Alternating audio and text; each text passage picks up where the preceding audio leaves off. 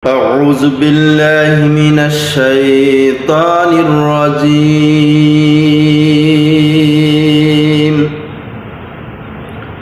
بسم الله الرحمن الرحيم.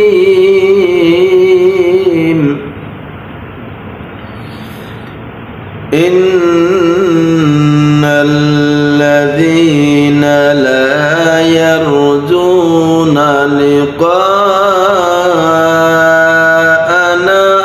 ورضوا بالحياة الدنيا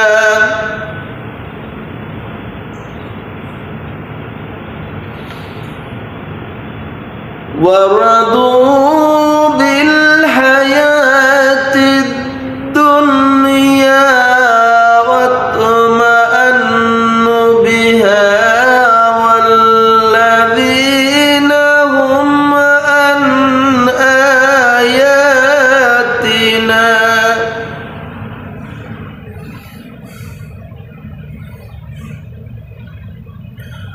والذين هم عن آياتنا غافلون.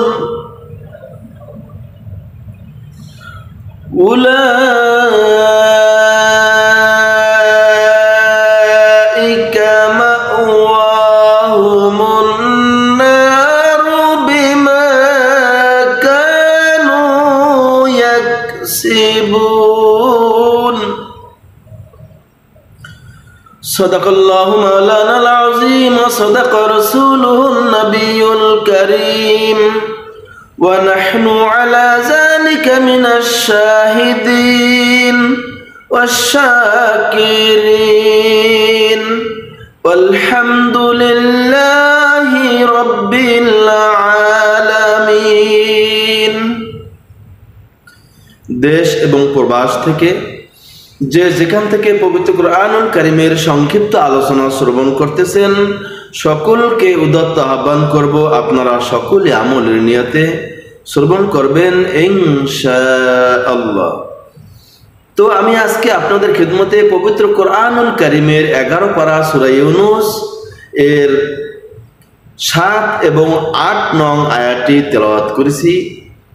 অত্র আয়াত দুইটি কাফেরদের উদ্দেশ্যে নাজিল করা হয়েছে। কাফের মুশরিকেরা কিয়ামতের ময়দানে আল্লাহ রাব্বুল আলামিনের সাক্ষাৎ অস্বীকার করে, তার মোলাকাত কোনো অবস্থাতেই তারা বিশ্বাস স্থাপন করে না। তারা শুধুমাত্র পার্থিব জীবনের কামনা করে এবং এই দুনিয়াতেই তারা খুশি থাকে। তাদের সম্পর্কে অত্র আয়াত দুইটি নাজিল করা হয়েছে এবং বলা হয়েছে যারা পার্থিব জীবন নিয়েই যারা সন্তুষ্ট আল্লাহ রাব্বুল আলামিন তাদের জন্য জাহান্নাম নির্ধারণ করে রেখেছেন। আল্লাহ তাআলা বলেন, ইন্নাল্লাযীনা লা ইয়ারজুনা লিকাআনা, নিশ্চয় যাদের আমার নিকট উপস্থিত হওয়ার চিন্তা নেই, ওয়ারাদু বিল হায়াতিদ দুনিয়া, এবং তারা পার্থিব জীবনের প্রতি পরিতুষ্ট হয়ে থাকে, সন্তুষ্ট থাকে, ওয়া আতমাআন্নু বিহা, আর তাতেই মন লাগিয়ে রেখেছে, ওয়াল্লাযীনা হুম আন আয়াতিনা গাফিলুন, এবং যারা আমার আয়াতসমূহ হতে সম্পূর্ণরূপে গাফিল রয়েছে, উলাইকা মাওয়াহুমুন নার, এরূপ লোকদের ঠিকানা হচ্ছে জাহান্নাম, বিমা কানু ইয়াকসিবুন, তাদের কার্যকলাপের কারণে।